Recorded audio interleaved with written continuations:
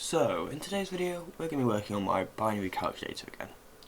Now, I have been told that my binary's is reversed, and it actually goes in the wrong direction, which is a mistake on my half. So, what should be 1 is actually equals 64, and what should be 64 equals 1, but it doesn't really matter as I understand it, and I'm not very good at binary either. So anyway, today we're going to be doing a multiplier in binary, so we can multiply two numbers. Now, I was going to do a binary multiplier that I found on the website, because it looked like it would work, but I don't think I actually understood it fully, and to me it looked like it was like basically just squared numbers instead of actually timesing two different numbers, so I basically just didn't do it. But a part of it was making a 4-bit adder, which I could easily turn into a 7-bit adder, and this will become very useful later.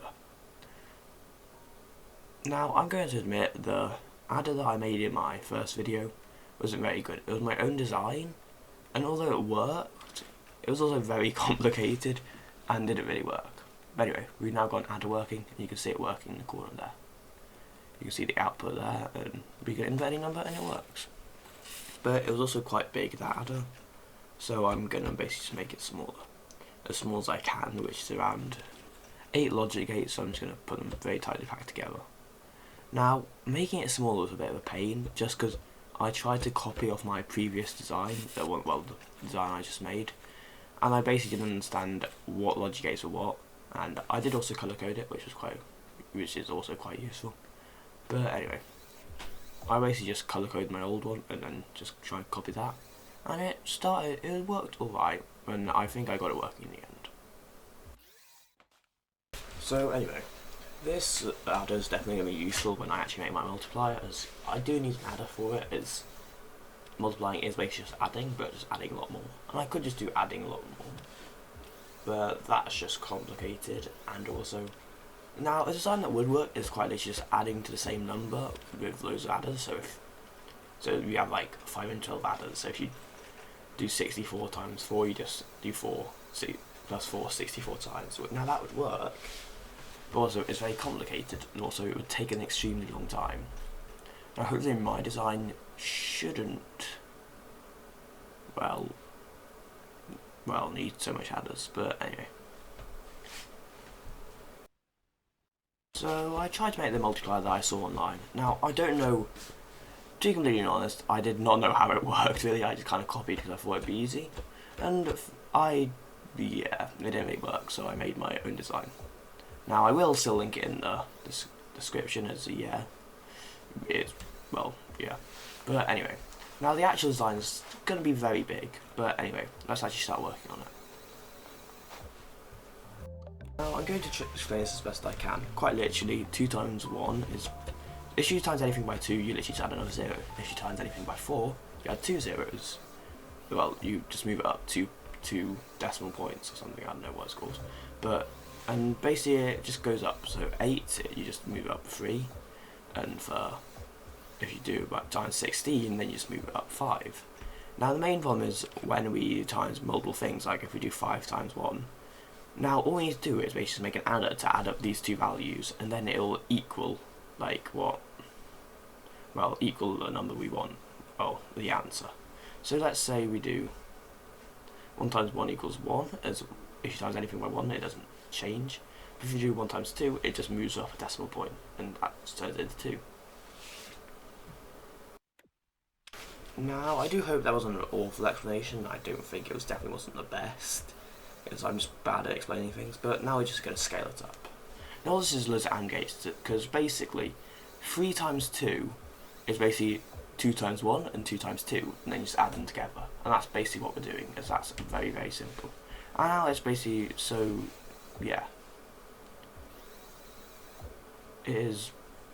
isn't actually going to be too hard. It's going to require a lot of logic, but it's going to require a lot less logic than my other idea, and also be a lot easier, and I'm pretty sure it should work. Now it is a lot of wiring, of course, but yeah, half of these logic gates don't actually do anything, they're just there to help me understand it more, as if I got rid of them it'd be a bit confusing to do. But anyway, now this can work. As you can see, 1 times whatever number that is, I don't even know, I'm not that quick at reading binary, equals this, but you just need to add all those values together, and then you actually get the proper answer. So now, as you can see on the output, we just need to add all these values together. Like 3 times 3 equals 3 and 6, which if you add together, make 9. So all you need to do is add some adders to this thing, and it should work. Now this will take quite a bit of time, but oh well, we've got quite a bit of time, so yeah, let's start on that. Now we're going to have to start on the addition, obviously, of all these numbers. Now, one of the main problems is how to structure this. As yes, I just made a 7-bit adder, which I, just explained earlier. But now, how do I structure this? As I want this thing to be relatively compactable, so easy for me to understand. As one main thing that you shouldn't, I wouldn't recommend doing is having loads of logic wires that cross over, as you basically won't be able to tell what your thing does. And if there's a issue with you wire something wrong, then it's very hard to find. So this is just a simpler way of doing it. So basically what I've done is it just goes up one block every time you need another adder, as this is going to use 6 adders altogether, which is a lot better than having to use 64 adders for doing 4 times 64. But anyway.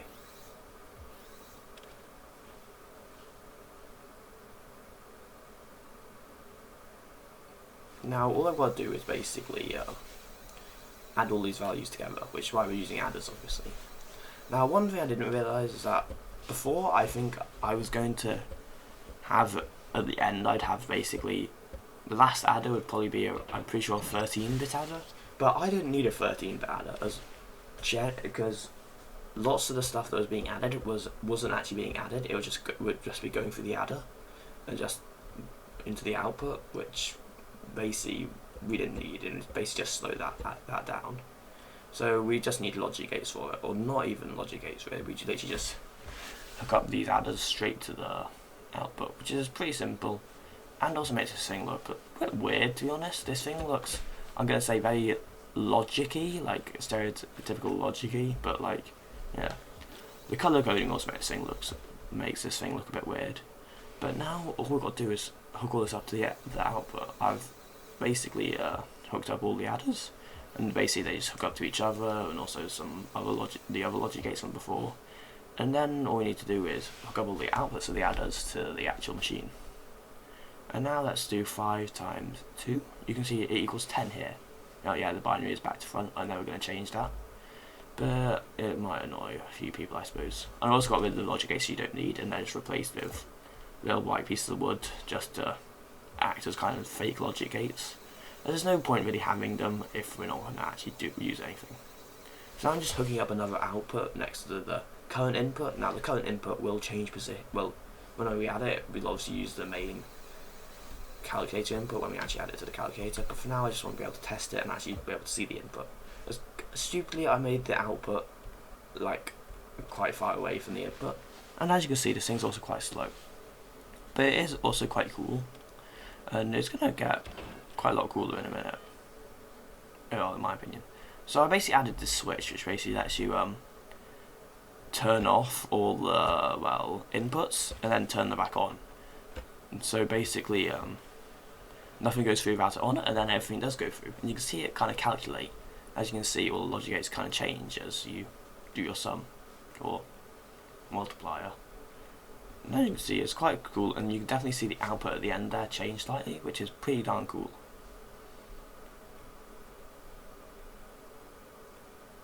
But anyway, so I'm pretty sure this thing works. I don't even know what this is, and I can't bother to actually count it right now, so tell me what it is what this number is in the comments, I suppose. Obviously this number's backwards, but oh well. And yeah, this thing's actually quite good. It's very quick, and in fact in some cases it's quicker than subtracting. That's only in a few cases, but it looks pretty cool, and it works faster than my other ideas for designs, which is pretty good.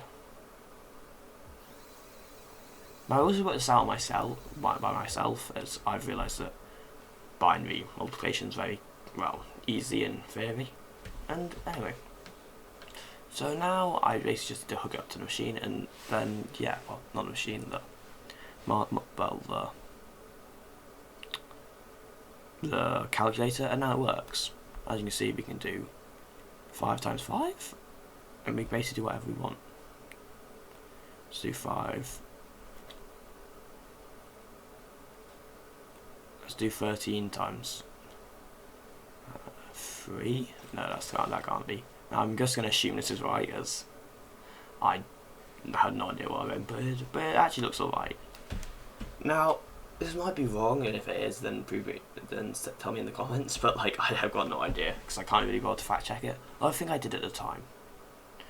But anyway, I hope you enjoyed the video. This has been a bit more of a nerdy video about binary, but I've quite enjoyed it. It is a slightly annoying that my binary is in the wrong direction, but well, doesn't really affect it too much. And this wasn't actually that hard to do. So yeah. Now, I don't know what my next video is going to be on. It might be on a different game. I don't know, because I want to branch out a bit. But anyway, I hope you enjoyed, and I'll see you in the next video. Bye.